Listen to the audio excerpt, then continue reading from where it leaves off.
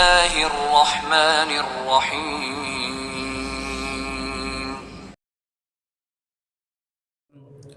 Assalamualaikum warahmatullahi wabarakatuh.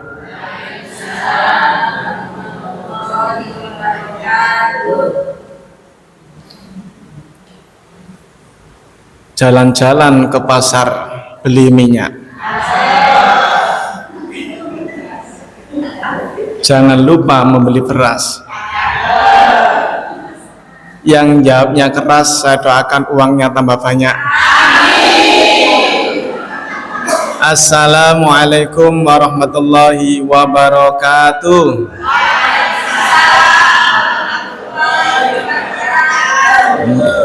Harus semangat ibu-ibu, ya.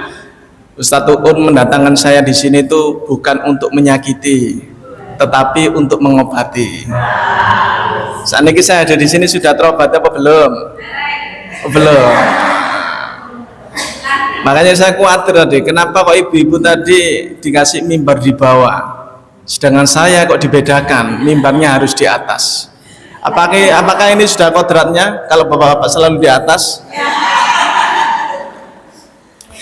Alhamdulillah, alhamdulillahilladzi arsala rasulahu fil huda wa dinil haq liyudhhirahu ala dini kulli walau karihal musyrikun. Asyhadu an la ilaha illallah wa asyhadu anna Muhammadan abduhu wa rasuluh. Allahumma sholli ala Muhammad wa ala alihi wa sahbihi ajma'in. Qala Allah Ta'ala fil kitabil karim, a'udzu billahi minasyaitonir rajim. Bismillahirrahmanirrahim. Inna a'tainakal kautsar fasholli li rabbika wanhar inna syani'aka huwal abtar. Shadaqallahul adzim.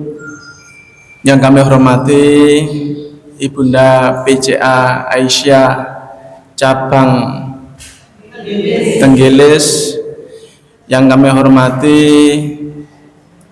Ketua Takmir Masjid beserta jajaran, terima kasih atas suku kupulungguhnya sehingga pengajian ini bisa terlaksana.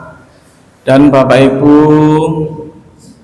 tamu undangan yang sudah hadir pada pengajian siang hari ini menjelang sore, mudah-mudahan kehadiran kita pada siang hari ini dicatat oleh Allah sebagai amalan baik kita, sehingga nanti bisa mengantarkan kita untuk masuk ke dalam surganya Allah SWT. Mudah-mudahan nanti kita bersama-sama bukan hanya ketika di masjid ini saja, kostumnya sama, kerudungnya sama, bajunya sama, make up-annya sama. Ya, saya lihat mulai dari ujung sana sampai ujung sini sama, sampai belakang, ya. Dan mudah-mudahan nanti di akhirat kita bersama-sama berkumpul di surganya Allah SWT. Yang kedua, mudah-mudahan dengan hadirnya kita semuanya pada acara pengajian siang hari ini, Allah senantiasa memudahkan urusan kita semuanya. Allah memudahkan segala apa yang selama ini menjadi kesulitan kita, mempermudah persoalan dan problem kita. Yang sakit mudah-mudahan segera diberikan kesembuhan oleh Allah. Yang punya sakit linu mudah-mudahan hilang linunya. Yang punya sakit asam urat mudah-mudahan hilang asam uratnya. Yang punya sakit kolesterol mudah-mudahan hilang kolesterolnya. Yang punya sakit mata mudah-mudahan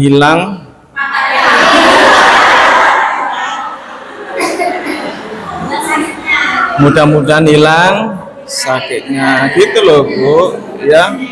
Pun ketipu jenengan, ya.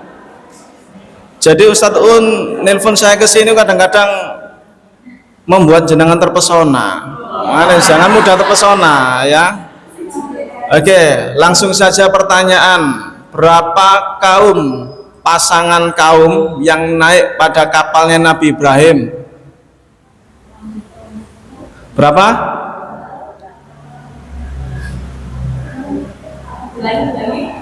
Berapa pasang ya yang naik pada kapalnya Nabi Ibrahim? Oh, berarti tak saya konsentrasi, tidak terpesona. Makanya jangan terpukau dengan pertanyaannya ya. Dipikir pertanyaannya dulu baru mikir jawabannya. Yang betul berapa pasang yang naik kapalnya Nabi Nuh. Karena jam sekian itu rawan ibu-ibu, jam yang turu ya. Tetapi mudah-mudahan dengan perjuangan kita ya, ninggalno cucian, kumbahan nang omah, ninggalno masakan ya, ninggalno bapak demi kemaslahatan umat. Ya mudah-mudahan Allah senantiasa mencatat amalan kebaikan kita di hadapan Allah SWT ya. Dan mudah-mudahan dengan hadirnya kita semuanya Allah mempermudah dan melancarkan rezeki kita. Nah, nek rezeki ini lancar, mudah-mudahan iso ganya utang. Nek utangnya lunas, utang mana? Iku jenenge Surabaya. Suro iku wani, Baya iku utang. Tapi ibu nggak usah khawatir bu.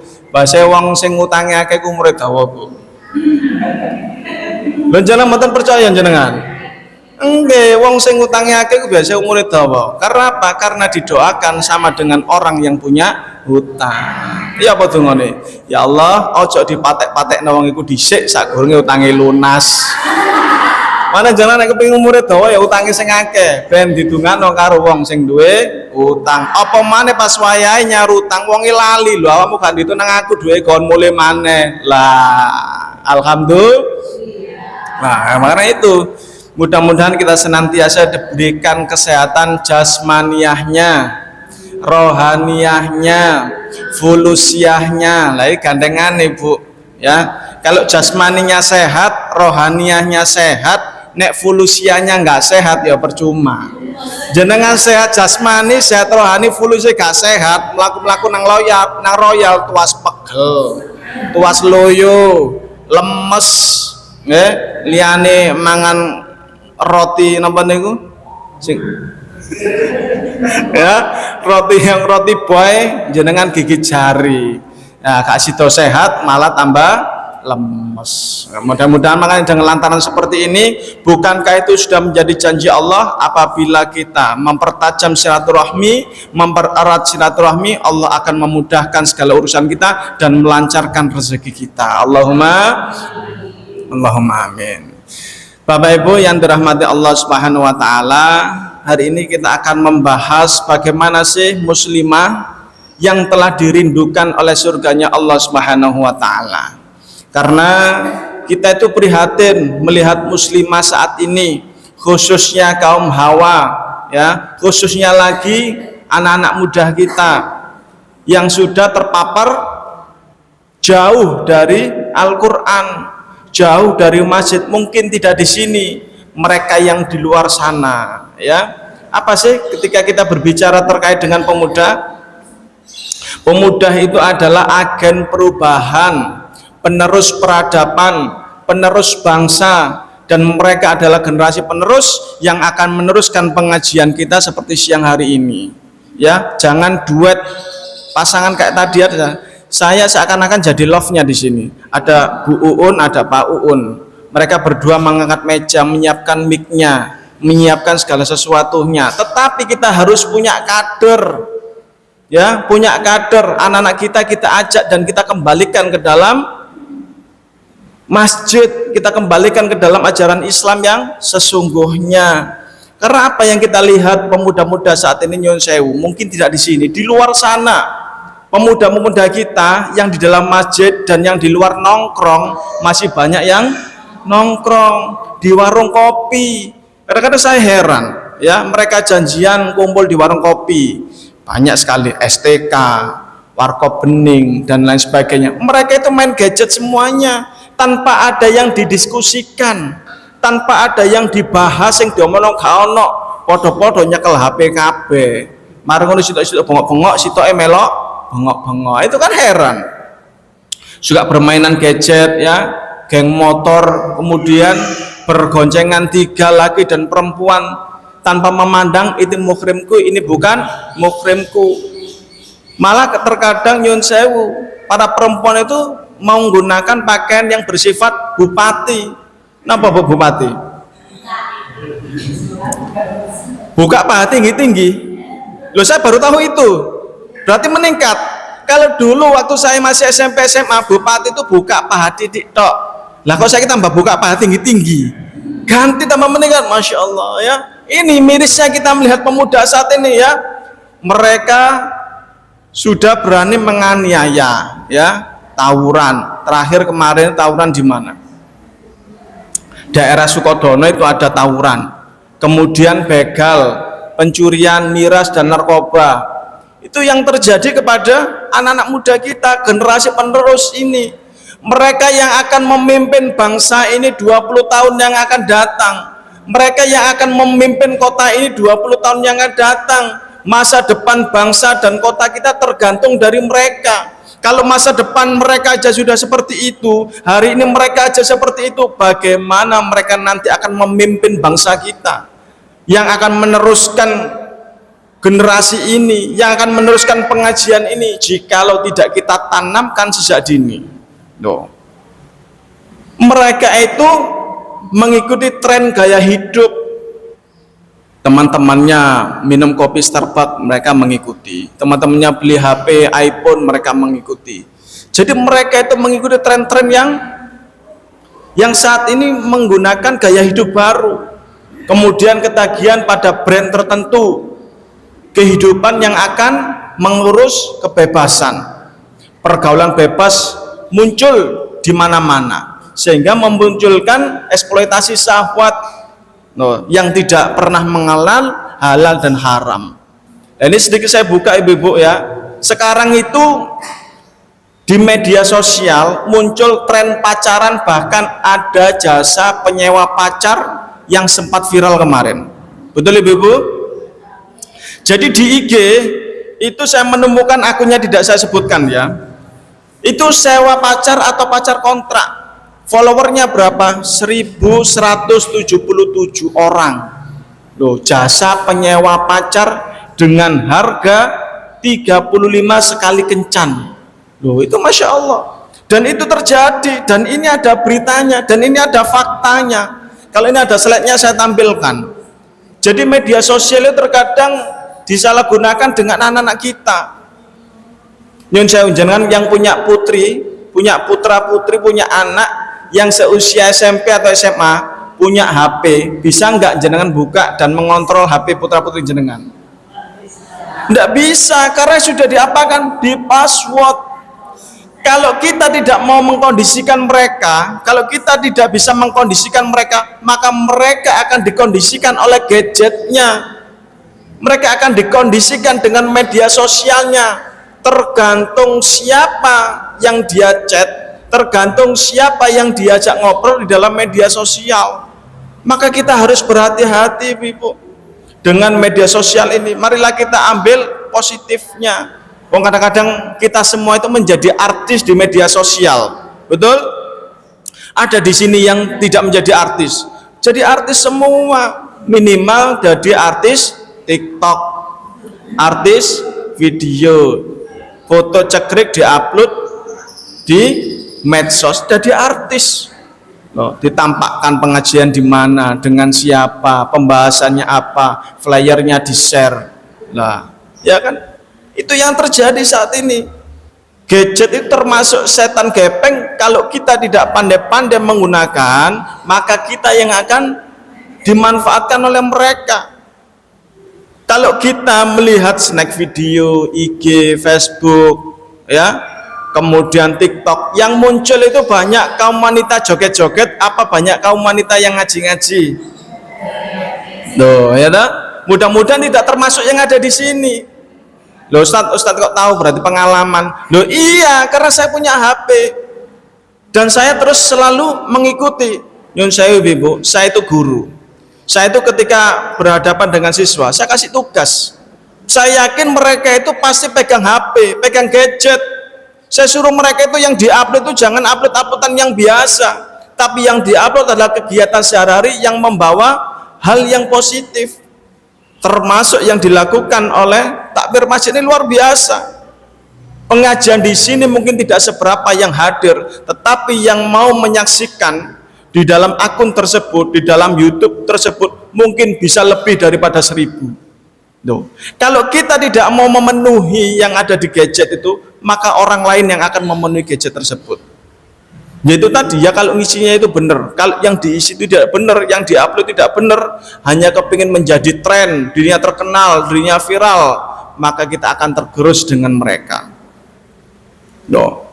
Maka yang terjadi efeknya kepada anak-anak kita, pada remaja kita, yaitu mereka memiliki mental yang lemah.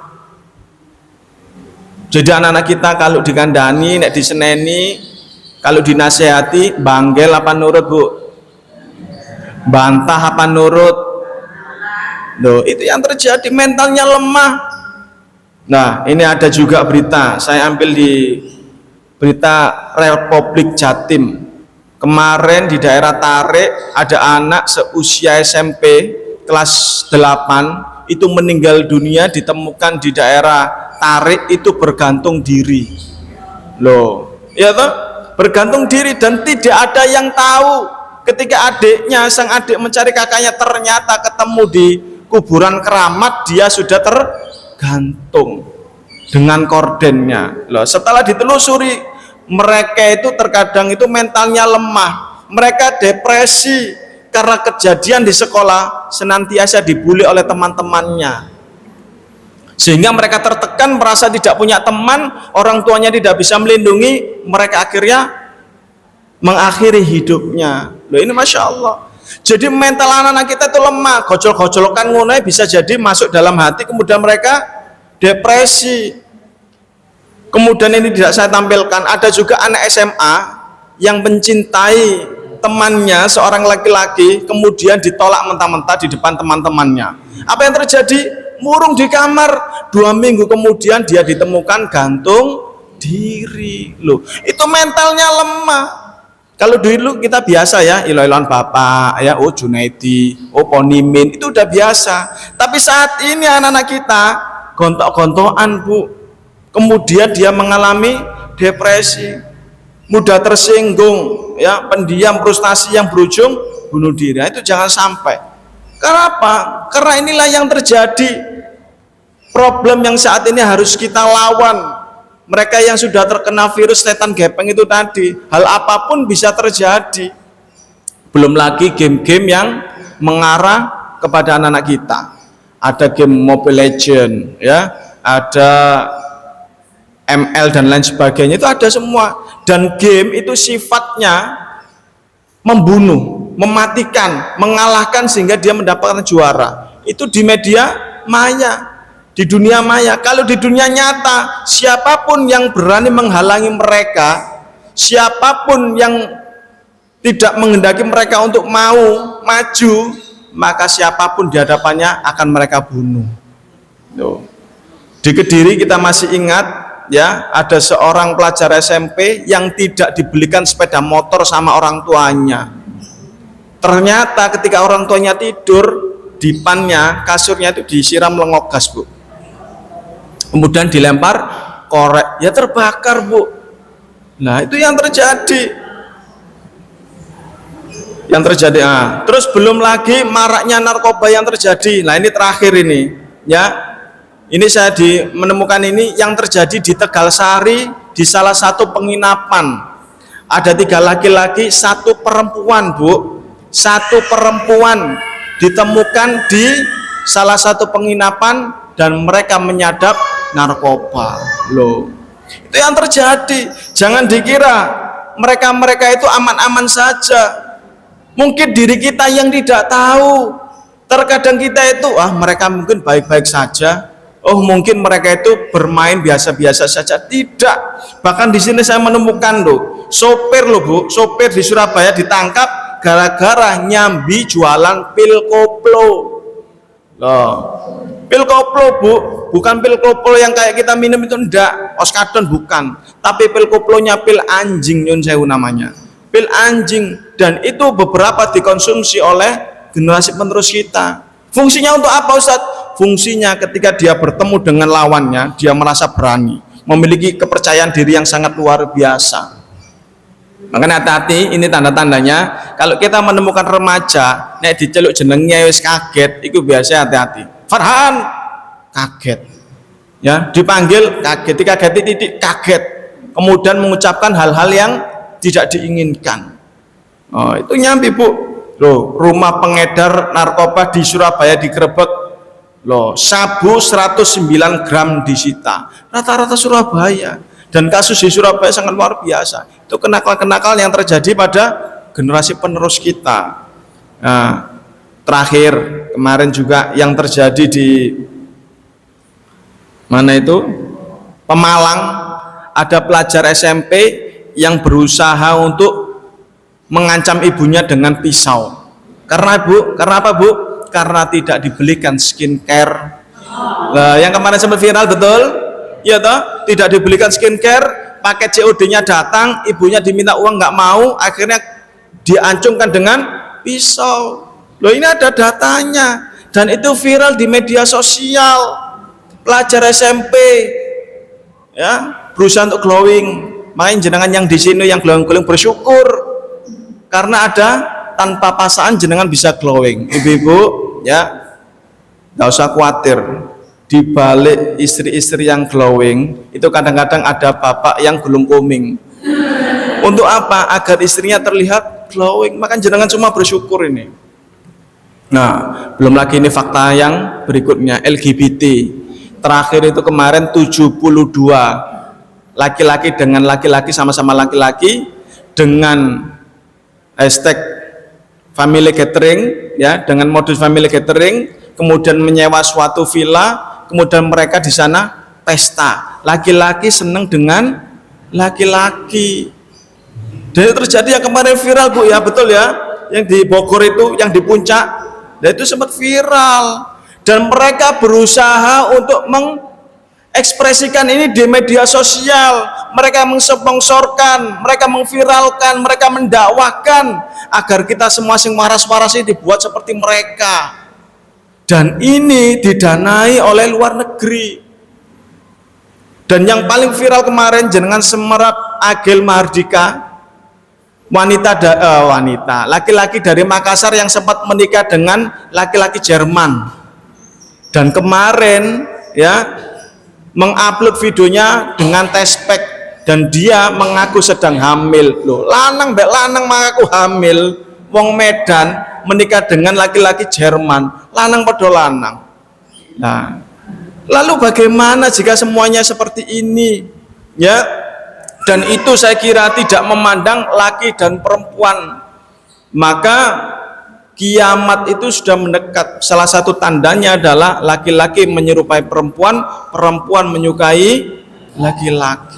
Laki-laki menyukai laki-laki, mencintai sesama jenis, menyukai sesama jenis, dan itu sudah ada.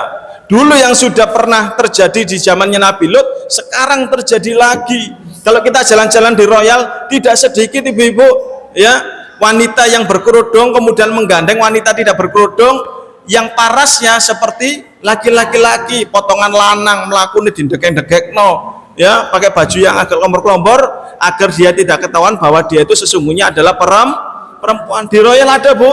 Ada. Maka bagaimana agar kita menjadi muslimah yang dirindukan oleh surga jika yang terjadi saat ini seperti itu? Nah, maka di sini saya kembalikan ke dalam Al-Quran. Marilah kita berintrospeksi ya, kembali mendekat dan semakin mengingat Allah Subhanahu wa ta'ala. Fadkuruni atkurkum, ingatlah kepadaku, niscaya aku akan ingat kepada kamu. Dan itu janji Allah Bu, jika kita ingat kepada Allah, Allah pasti akan ingat kepada kita. Kalau Allah yang mengingat kita, pasti Bu, Allah itu akan mengingat dengan kemudahan. Allah akan mengingat kita dengan pertolongannya. Allah akan mengingat kita dengan ridhonya. Allah akan mengingat kita dengan ampunannya. Dan Allah akan memberikan semuanya jikalau kita ingat kepada Allah. Tetapi kadang-kadang kita itu merasa jauh dari Allah. Kenapa Allah itu tidak pernah ingat kepada aku? Niscaya ketika aku itu ada masalah. Kebalik Bu, bukan Allah yang jauh, bukan Allah yang tidak ingat kepada kita, tetapi kadang-kadang kita yang melupakan Allah, kita yang jauh dari Allah. Kadang-kadang ono suara azan duhur, ya, tidak langsung ke masjid, tidak langsung mengambil air wudhu, tidak langsung sholat, tetapi sik dhisikno ngetim sego, sik dhisikno nyuci baju, sik tak nyapu sik kurang didik. Padahal itu cara Allah agar kita mendekatkan diri kepada Allah. Bukan Allah yang jauh, tetapi diri kita kadang-kadang yang menjauh dari Allah. Bukan Allah yang tidak mau memberikan pertolongan kepada kita, kadang-kadang kita yang abai terhadap Allah. Maka jikalau kita senantiasa ingat kepada Allah, kapanpun dan dimanapun sedang apa kita, maka kondisi iman kita baik, apapun jabatannya, apapun kegiatannya, insya Allah kita terhindar dari perbuatan maksiat. Maka Rasulullah SAW pernah ditanya oleh salah satu sahabat 1300 tahun yang lalu, yaitu, ya Rasulullah, jelaskanlah kepadaku apa itu Islam, sehingga aku tidak bertanya lagi kepada selain Engkau ya Rasulullah. Maka Rasulullah menjawab apa?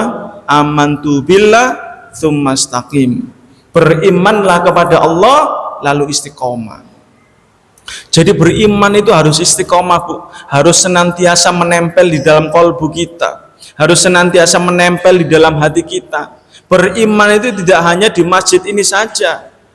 Beriman itu tidak ketika kita sholat saja, tidak hanya ketika ada pengajian saja. Di pasar harus beriman, di mall harus beriman, di rumah harus beriman, kapanpun itu. Termasuk pengajian seperti siang hari ini harus beriman. Kalau kita beriman, kebaikan kita insya Allah akan dibalas oleh Allah, Bu. Kalau kita pengajian seperti ini aja tidak beriman kepada Allah, maka kita akan tidak pernah mendapatkan apa-apa. Pengajian hanya ingin mengharap dipuji, dihormati, berharap dihargai, berharap dibalas budi. Pengajian bukan karena pengajiannya, tapi karena takmir masjidnya, maka kita tidak akan mendapatkan apa-apa. Maka marilah kita luruskan bahwa pengajian ini real hanya semata-mata karena Allah Subhanahu wa Ta'ala, bukan karena yang lainnya. Insya Allah kalau pengajian ini real khusus karena Allah, maka Allah akan membalas kita dengan kebaikan. Hal jazaa'ul ihsani ilal ihsan. Tidak ada kebaikan melainkan akan dibalas oleh Allah dengan kebaikan pula. Loh, Allah akan senantiasa membalas, Bu. Allah itu tidak langsung membalas ketika kita sedekah 100.000 kemudian dibalas langsung dengan uang 1 juta, tidak. Tetapi bisa jadi Allah itu membalas kita dengan senantiasa diberikan kesehatan, ya, kekuatan, anak yang cerdas, anak yang pandai, anak yang nurut. Kalau kita senantiasa berbuat baik, Allah akan membalas. Tapi saya lihat ini wajah-wajahnya pada baik semua, Bu, ya. Pada loman-loman semua, Bu, ya. Tak tes dhisik. Seandainya dari takmir masjid mengeluarkan kotak amal, kemudian jenengan di depan jenengan ada kotak amal, ditokno njogok teko tas metu duit gambar warna abang, ono tulisannya Soekarno Hatta, dilebokno kotak infak apa dilebokno tas maneh? Oh, jenenge wong loman, Bu, ya, dilebokno tas maneh. Ya, jero kok ngrogo tas maneh ditokno marang ngono metu warna biru, ana tulisannya 50.000, dilebokno kotak amal apa dilebokno tas maneh? Tas maneh jenenge wong apik, Bu, ya, jenenge wong loman. Ngerogo maneh ditokno maneh muncul gambar mawar warna ijo, tulisannya 20.000, dilebokno kotak amal apa dilebokno tas maneh? Tas maneh jenenge wong loman. Kutisari ku wonge loman-loman. Jopok maneh dhuwit warna abu-abu, ana tulisannya 10.000, dilebokno tas maneh apa kotak infak? Tas maneh sian. Ngerogo maneh ana warna oranye, setengah-setengah kuning, ana tulisannya Imam Bonjol, ya, dilebokno kotak infak apa tas maneh? Alhamdulillah sih ana sing kotak, sing liyane abu-abu sian. Ya, Joko maneh marang tulisannya 2.000 gambar abu-abu ngambul ngogas. Ya, mlebu kotak infak apa mlebu kotak tas? Ngono judulnya jere muslimah penghuni surga, muslimah yang dirindukan surga, masya Allah. Maka kita harus introspeksi, Bu, ya. Jadi insya Allah kalau kita senantiasa beriman kepada Allah, kita terapkan dalam kehidupan sehari-hari dan kita amalkan, kita sampaikan anak-anak kita, jadi apapun anak-anak kita senantiasa ingat kepada Allah. Syukur mereka jadi dokter, tetapi jadi dokter yang tauhidnya, yang keimanannya hanya kepada Allah. Syukur mereka menjadi pakar hukum, mereka menjadi pejabat, maka insya Allah dengan jabatannya, dengan pangkatnya, mereka senantiasa di jalan Allah.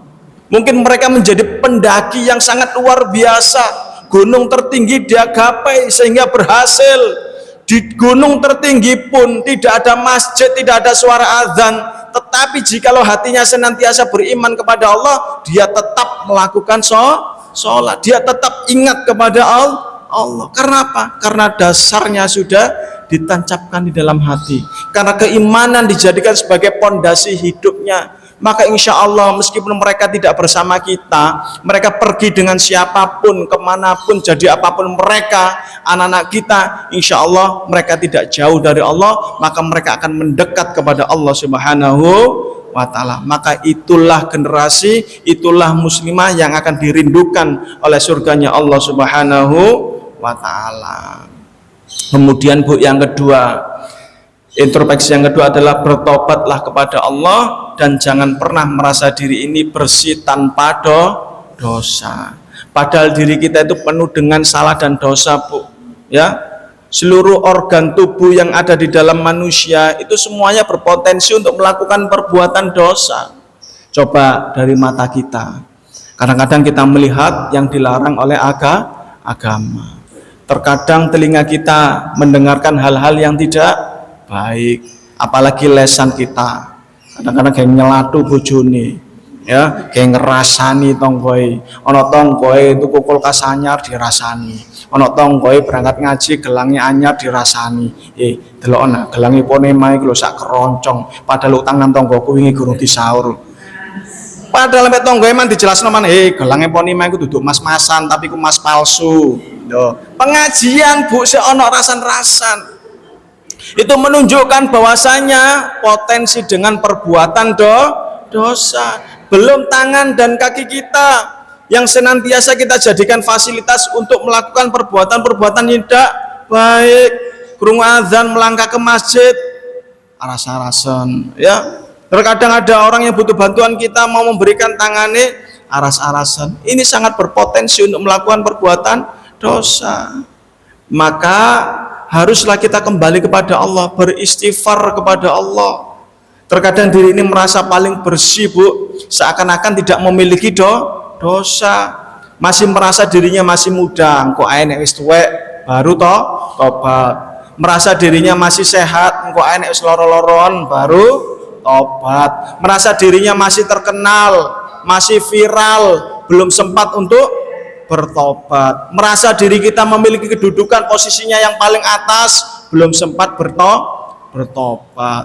Maka Bu, tidak ada dosa besar jikalau kita senantiasa beristighfar kepada Allah, dan tidak ada dosa yang kecil jikalau dosa kecil itu senantiasa istiqomah dilakukan. Maka dosa itu akan menjadi dosa besar. Maka tetaplah kita harus beristighfar kepada Allah Subhanahu wa ta'ala, karena manusia itu tempatnya salah dan dosa. Rasulullah itu maksum, Bu, makhluk maksum yang bebas dari kesalahan, yang bebas dari perbuatan dosa, dan sudah dijamin oleh Allah masuk ke dalam surga. Itu aja setiap hari masih istighfar 70 kali, bahkan ada yang mengatakan 100 kali, bahkan lebih. Itu Rasulullah, apalagi diri ini yang belum suci, belum bersih, ya, berpotensi untuk melakukan perbuatan salah dan dosa. Maka kita harus wajib hukumnya rajin-rajin beristighfar kepada Allah. Maka datanglah kepada Allah dengan segala dosa dan kesalahan, Bu. Datanglah kepada Allah dengan segala kemaksiatan, karena setiap organ tubuh kita sangat berpotensi untuk melakukan perbuatan dosa. Maka niscaya Allah akan senantiasa mengampuni setiap dosa-dosa kita. Ayatnya bagaimana, Ustadz? Wa makanallaha mu'adzibahum wa hum yastaghfirun, ya. Surat Al-Anfal ayat 33. Allah tidak akan mengazab suatu kaum jikalau suatu kaum senantiasa beristighfar kepada Allah, loh, dosa-dosa kita akan diampuni. Itu janji Allah, Bu. Dan kalau Allah yang berjanji pasti akan dilaksanakan, pasti dipenuhi. Kemudian introspeksi yang ketiga, semakin berdoa dan berlindung kepada Allah Subhanahu wa ta'ala, maka Allah akan mengijabah kalau kita berdoa. Ud'uni astajib lakum. Al-Ghafir ayat 60, ya. Setiap apapun yang kita sampaikan kepada Allah, setiap apapun yang kita keluhkan kepada Allah, Allah pasti akan mengijabahi. Pasti setiap doa kita akan dikabulkan. Tetapi Allah itu mengabulkan sesuai dengan kebutuhan kita, Bu. Tergantung diri kita itu siap, ya. Siap menurut Allah, bukan siap menurut kita. Kadang-kadang kita berdoa, ya Allah, kula niki pun siap dadi wong sugih, ya Allah. Turunno kesugihan itu kepada kami, ya Allah. Ya Allah, saya pun siap punya rumah mewah, ya Allah.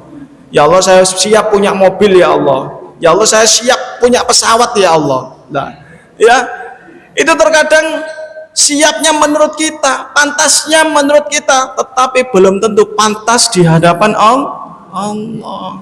Sayyidina Ali itu, Bu, ketika berdoa dikabulkan, bersyukur, dikabulkan, senang karena Allah akan mendengar setiap doanya. Berarti Allah mendengarkan dan langsung mengabulkan. Tetapi jikalau doanya tidak dikabulkan Allah, juga senang, juga bersyukur, juga alhamdulillah, berarti Allah akan mengganti dengan sesuatu yang lebih baik. Tidak semua doa itu langsung dikabulkan hari ini, Ibu. Ya. Contoh, kita berdoa, ya Allah, padangno dalane, jembarno kubure, dadekno kami itu mati husnul khotimah. Masa langsung dikabulkan sekarang? Tidak. Tetapi itu nanti ketika kita sudah nyawanya dicabut oleh Allah. Engkau nek diumumno nang gawe speaker Al-Furqan, innalillahi wa inna ilaihi rajiun, telah meninggal si fulan, baru dikabulno padang dalane, jembar kubure. Loh, gitu, Bu. Tidak harus langsung sekarang. Karena kematian itu rahasia yang telah dirahasiakan oleh Allah Subhanahu wa ta'ala. Tidak ada yang tahu, Bu, kapan kita akan mati, dan tidak ada bisa menjamin. Karena sing sok jamin, Bu. Karena itu rahasia, Bu.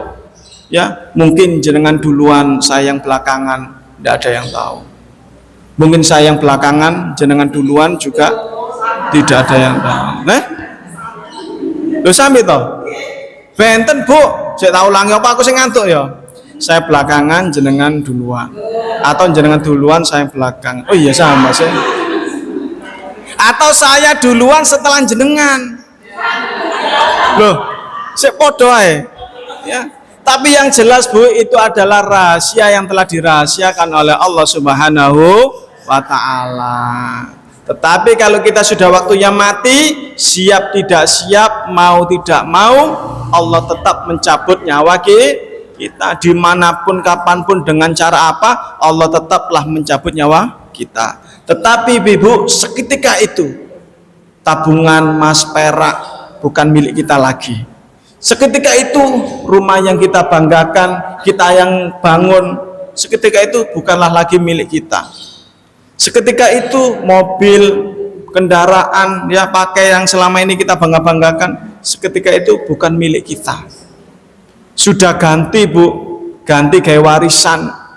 Kita pulang ke liang lahat akan membawa setiap kebaikan yang selama ini kita lakukan.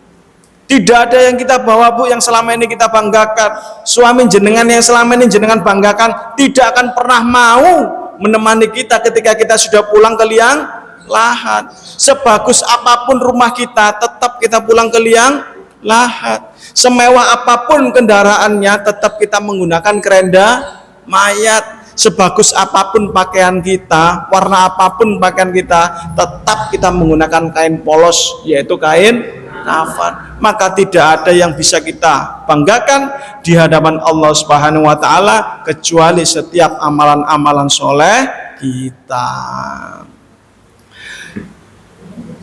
Kenapa sih Bu kita itu harus senantiasa meminta kepada Allah? Karena Allah lah satu-satunya zat yang bisa mengabulkan setiap keinginan kita. Karena memang diri kita itu tidak memiliki apa-apa. Memang sejatinya kita itu nggak punya apa-apa, miskin, lahir ya muda, gak nggo klambi, gak nggo mas-masan. Ya, kita itu tidak memiliki apa-apa. Karena kita itu juga lemah, tidak berdaya. La haula wala quwata illa billahil aliyil azim. Kita itu lemah, tidak berdaya kecuali dari pertolongan Allah Subhanahu wa ta'ala. Mintalah sebanyak-banyaknya kepada Allah, karena orang yang enggan meminta termasuk orang-orang yang sombong. Mintalah kepada Allah, niscaya Allah akan mengabulkannya. Maka jangan pernah meminta selain kepada Allah, Bu. Jangan pernah curhat. Ya, curhat utangnya akeh nang nggone media sosial. Curhat sumpek wae bayar sekolah, mau dibalas tenang ae Juli ade mengeluarkan dari penjajahan, mengeluarkan uang yang banyak, biaya yang banyak. Tenang, nanti 17 Agustus kita merdeka. Wah, dibahas nang media sosial tidak, tetapi tetaplah kita harus meminta kepada Allah. Tadi Bu, kemarin ada mahasiswa di daerah Jogja yang tidak terima dengan pelayanan SPBU Pertamina, kemudian mengvideo dan diupload di media sosial, di story nang WA Bu, status nang WA Bu. Akhirnya apa? Tidak terima seperti itu, kemudian pihak Pertamina melaporkan dia ke pihak yang berwajib. Apa yang terjadi? Konsekuensinya dia di DO dari kampusnya, di DO dari perkuliahannya, kemudian dia diusir dari kota Jogja. Tidak boleh dia menginjak kota Jogja lagi. Loh, ini bahaya Bu. Mari jenengan pun curhat di media sosial, gak cocok mbek tonggoe, curhat nang media sosial. Sandale keliru karo tonggoe, gak gelem njaluk dhewe, gak gelem klarifikasi, dia status nang media sosial. Sopo njuk sandalku iki mau diupload nang media sosial ya. Maka ibu-ibu, yang terakhir adalah marilah kita senantiasa bersyukur kepada Allah Subhanahu wa ta'ala. La in syakartum la azidannakum wa la in kafartum inna adzabi lasyadid. Surat apa Bu? Surat Ibrahim ayat, nah itu Bu, ya dijelaskan oleh Allah. Marilah kita senantiasa bersyukur karena begitu banyak nikmat Allah yang telah diberikan kepada kita semuanya, disadari atau tidak disadari Bu. Ini termasuk kita bisa duduk tegak ya, kemudian moro-moro kesemutan hilang, geringgingan hilang ya, pikirannya menjadi fresh, udara yang segar. Itu merupakan karunia dari Allah, itu merupakan kenikmatan dari Allah, nikmat yang sangat luar biasa Bu. Dan tidak ada satupun manusia yang sanggup dan mampu untuk menghitung nikmat Allah. Jangankan kita jamaah pengajian Ibu Aisyah ini, seandainya seluruh perguruan tinggi mendelegasikan para profesor doktor, para ilmuwan matematika, kemudian disuruh menulis, menghitung, menjumlah berapa besar nikmat Allah yang telah diberikan kepada kita semuanya, tentu diantara mereka tidak ada yang sanggup dan tidak ada yang mampu, karena nikmat Allah sangatlah banyak. Jangankan mereka Bu, seandainya pepohonan itu loh yang ada di muka bumi ini semuanya dipotong, digergaji, kemudian dijadikan pena, dijadikan pensil, dan air lautan diambil kemudian dijadikan tinta, kemudian masing-masing diantara kita menulis berapa besar dan berapa banyak nikmat Allah yang telah diberikan kepada kita semuanya, itu semua masih belum cukup untuk menulis kenikmatan Allah lah yang sangat luar biasa. Makanya di dalam Al-Quran Allah menyampaikan fabi ayyi ala rabbikuma tukadziban, maka nikmat Tuhanmu yang manakah yang akan engkau dustakan. Loh, tidak ada yang boleh didustakan Bu, sekecil apapun itu termasuk nikmat dari Allah. Loh, seluruh yang ada di organ tubuh kita itu semua nikmat Allah. Seandainya satu saja dicabut oleh Allah, itu bukan main Bu. Moro-moro loro untu sarafe kecedhit nang nggone untu ngono, wah apa-apa nang ngarepe kudu disawatno ae. Ana wong ngomong apa salah ae, masuk bapake bener dianggap salah ae. Bu, gak masak Bu, masak dhewe. Bu, segone nang ndi, Bu? Lah sego nang ngarepmu mosok gak ketok. Nek wong ndek lara untu, Bu, ya semua dadi sasaran ora sing doding-doding. Ya kok aneh temenan iki, ya. Itu menunjukkan bahwasannya ketika nikmat Allah dicabut satu saja, maka kita efeknya sangatlah luar biasa. Maka marilah kita introspeksi diri agar kita menjadi muslimah yang senantiasa mensyukuri nikmat-nikmat Allah Subhanahu wa ta'ala. Insya Allah, Bu, dengan keempat ini tadi kita senantiasa dirindukan oleh surganya Allah Subhanahu wa ta'ala. Yang pertama tadi apa, Bu? Senantiasa ingat kepada Allah. Yang kedua apa, Bu? Senantiasa bertobat kepada Allah, beristighfar kepada Allah. Masa ambek istighfar, kate turu istighfar, berangkat perjalanan istighfar. Kemudian yang ketiga adalah senantiasa berdoa kepada Allah, berlindung kepada Allah. Harus yakin ketika kita berdoa kepada Allah, Allah pasti akan mengabulkan setiap doa kita.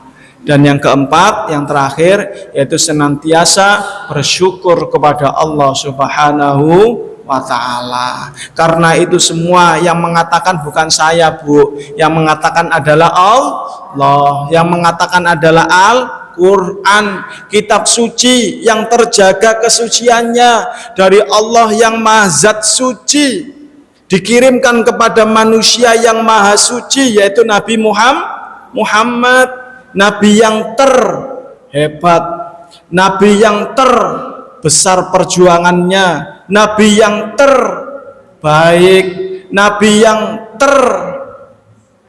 pokoknya terkabeh, ya, Nabi Muhammad yang terluar biasa, ya, terbesar perjuangannya, ya. Kemudian kitabnya namanya kitab suci, maka yang membaca pun juga harus suci. Maka di situ tidak ada keraguan. Dzalikal kitabul la raiba fi hudal lil muttaqin. Inilah sesungguhnya petunjuk bagi orang-orang yang muttaqin. Ya, Bu, ya. Jadi tidak usah galau, Bu, ya, tidak usah bersedih hati. Allah senantiasa bersama kita, Allah senantiasa melihat kita, dan Allah senantiasa mencatat setiap kebaikan kita. Bu, sesengsara apapun diri kita, tidak sesengsara Rasulullah. Sesusah apapun hidup kita, tidak sesusah hidupnya Rasulullah. Rasulullah dulu susah, Bu. Berdakwah itu tidak bisa seperti ini. Dulu berdakwah itu harus dengan cara sembunyi-sembunyi, ancamannya akan dibunuh, ancamannya akan dipenggal. Tetapi berdakwah saat ini sangatlah mudah dan nikmat. Pakai laptop, oke, pakai kacamata, oke, pakai meja juga, oke. Jadi bebas, Bu. Tapi dulu zamannya Rasulullah, betapa beratnya perjuangan beliau demi mensyiarkan, mendakwahkan agamanya Allah Subhanahu wa ta'ala. Maka yang paling terakhir yaitu jangan lupa bersyukur kepada Allah. Bahkan kita menuntut agama seperti ini aja diberikan kemudahan oleh Allah Subhanahu wa ta'ala. Karena menuntut ilmu itu sangatlah penting. Thalabul ilmi faridatan ala kulli muslimin. Hukumnya bagi muslim itu menuntut ilmu wajib. Kalau wajib itu harus dilakukan. Kalau tidak dilakukan akan mendapatkan dosa. Kalau sudah mendapatkan dosa maka hukumannya masuk neraka. Jadi menuntut ilmu ini tidak memandang laki-laki ataupun perempuan, tua ataupun muda, semuanya wajib untuk menuntut ilmu sampai memenuhi panggilan Allah Subhanahu wa ta'ala. Yuk painten ngeterno sekolah nubruk gapura, nek wonten sing salah kula nedhi ngapura. Bal bekel dicancang rapet dikeke yoyo, boyoke pegel mripate sepet kebelet ngoyo. Nun wal qalami ya Mas turun. Wassalamualaikum warahmatullahi wabarakatuh.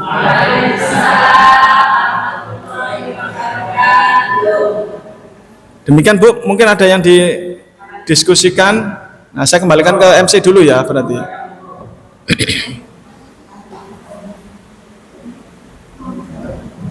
Cukup tidak ada? Nggih, monggo. Gimana caranya menunjukkan agar supaya anak-anak kita tidak lemah? Ya, bagaimana agar menjadikan anak-anak itu tidak lemah mentalnya? Ya, karena yang dibahas itu masya Allah miris melihat anak-anak muda sekarang itu. Ya, jawabannya adalah kita kembalikan ke dalam Al-Quran, dekatkan mereka itu dengan pengajian, dekatkan mereka ke dalam masjid, dekatkan mereka ke dalam Al-Quran. Jadi kita kembalikan kepada ajaran-ajaran Al-Quran. Kita rindu Bu melihat mereka anak-anak SMP, SMA itu pegang Al-Quran kemudian datang ke masjid. Itu kita rindu.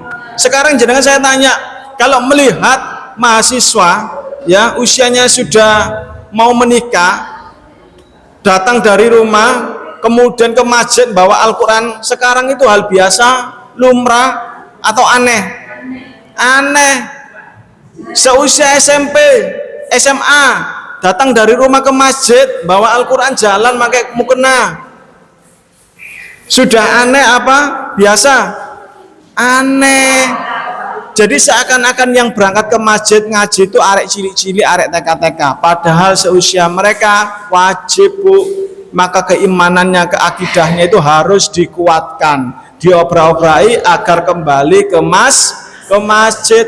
Mungkin mereka itu bisa dinasihati tidak lewat dari lesan kita, bisa jadi lewat dari ustazahnya, mungkin dari kiainya, ya, mungkin dari membaleknya itu bisa.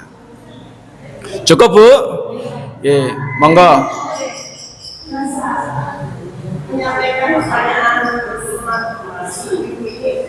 tidak berusaha anak-anak setelah yang baik di pondok pesantren. Ketika kembali lagi ke masyarakat itu kok hasilnya tidak seperti yang diharapkan. Anak-anak nakal atau dengan perbuatannya tulis gimana? Ya, setelah kita sudah berikhtiar, sudah berusaha, berjuang menjadikan anak-anak kita agar lebih baik, agar sesuai dengan cita-cita kita. Kalau kita sudah berusaha sekuat tenaga, karena anak itu merupakan titipan dari Allah, amanah dari Allah, maka kembalikan kepada Allah dengan cara doakan dia agar dia menjadi anak yang lebih baik sesuai dengan cita-cita kita. Usaha sudah maksimal, usaha wis ngeden Bu, di pondok, di sekolah dan lain sebagainya, biayanya banyak, tetapi ketika keluar dari pondok tidak sesuai dengan keinginan kita, maka kembalikan kepada Allah Subhanahu wa ta'ala. Doakan dia mudah-mudahan menjadikan anak-anak yang berbakti kepada kedua orang tua. Ngaten Bu? Kita tutup. Subhanakallahumma wa bihamdika asyhadu an la ilaha illa anta astaghfiruka wa atubu ilaik. Assalamualaikum warahmatullahi wabarakatuh. Waalaikumsalam.